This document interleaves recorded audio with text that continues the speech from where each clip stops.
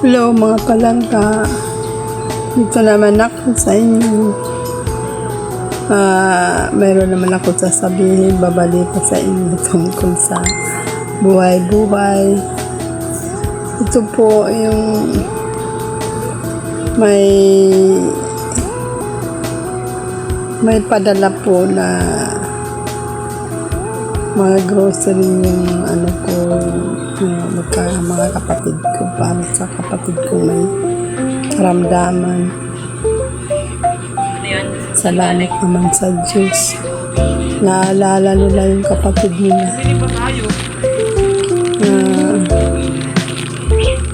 Salamat. Malaking tulong din sa amin. Malaking tulong din sa hirap. Mahirap talaga. Mahirap mag-alaga sa may karamdaman. Lalo na yung sakit niya. Lalo na yung sakit ng kapatid ko. Magti 3 years na mula pandemic hanggang ngayon, hindi pa siya gumagalaw. Pag pinapainom ng gamot, lalo tulong, hindi na natutulog. Pag hindi na nagigising, tulog na lang tulog araw-gabi. Kahit sa pagkain, ginigising ko pa. Ang hirap gisingin. Sobra. Kaya papasalamat ako sa mga kapatid. Sa kahit mahirap ang buhay, nagawa na abutan kami nila ng pang araw-araw. Kasi mahal ang bilihin dito. Sobra grabe. Pag sandali lang yung pera na uubos. Bili ka ng bili, ulam, bigas, pagkain. Mahirap. Ayan, makakatulong. Pag ganyan na makakatulong talaga sa akin. Kasi araw-araw yung kapatid ko. Kailangan may sabon, may shampoo, may sabong panlaba. Kasi kailangan talaga niya. Kailangan talaga sa kanya. Kasi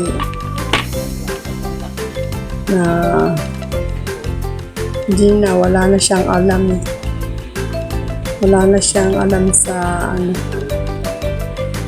sarili niya. Kaya papasalamat din ako sa Panginoon kahit pa paano nakakaraos din kami. Nagkakasya ko kung sino na magbibigay sa amin. Salamat po. Sana maintindihan niyo kalagayan namin. Sobra hirap. Mahirap yung umaasa lang sa magbibigay. Mahirap.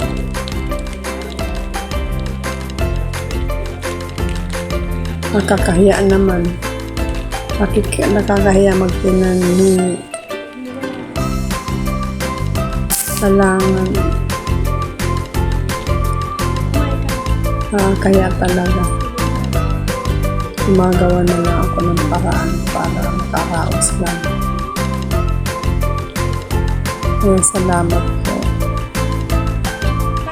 Salamat sa inyo nagbigay. Mga kapatid ko nagbigay. Sisters and brothers. Tulong sila.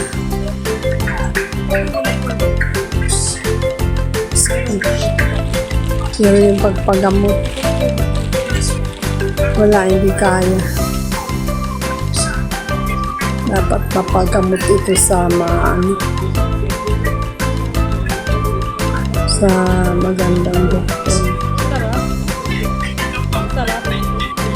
Lumalagaan siya sa check-up. Yung galing niya, fight.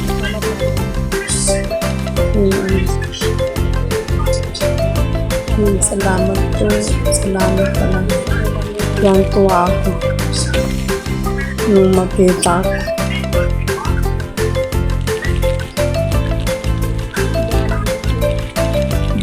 Bigay nilang tulong. Mga karaos din. Lagi ka naman nagpapadala Sa pang-araw-araw.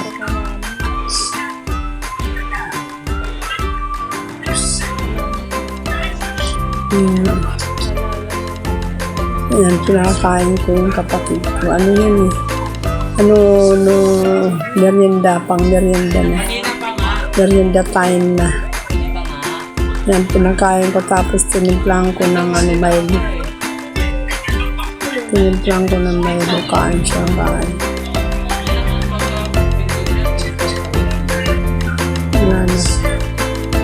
Wala na siya sa sarili niya. Wala na siya sa sarili niya. Wala na alam. Nablang ko na isip niya. Sana matulungan niyo kami. May magandang kalooban. Kapagamot ng kapatid ko. Hirap talaga kami ng kakapatid.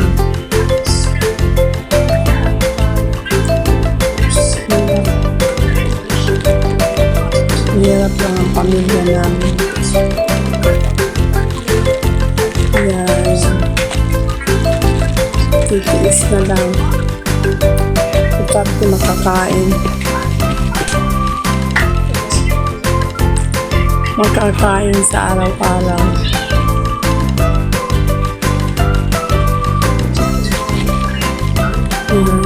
Salamat po. Itak ko na lang yan. Salamat. Pagpalain kami ng Panginoon. Sabayan tayo lahat. Salamat meron na kami sa buong pampaligo. Paglaba. Sabon, paglaba. Shampoo. Salamat. Malaking tulong yun sa amin. Kasi kahit anong ang pera madali maubos. Ayan, matitipid ko yan para matagal. Hindi ko alam. Diyos ko. Sana gumaling itong kapatid namin. Para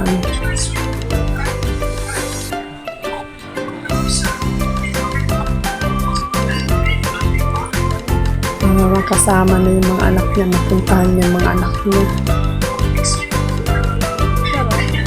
Mga anak niya, hindi naman siya iniintindi, hindi man lang siya iniisip, hindi man lang siya tawagan.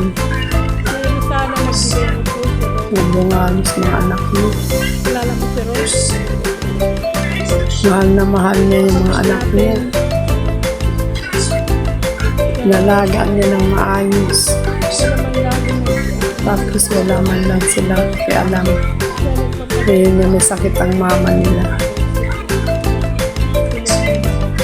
Naaawa ako. Hindi ko matiis, kapatid ko.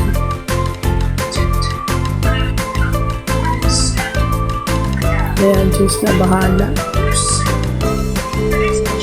Diyos na bahala. Sana pagawin si Livine. Mag-aapat na taon na. Mula nag-pandemic. Nag-umpisa yung sakit niya.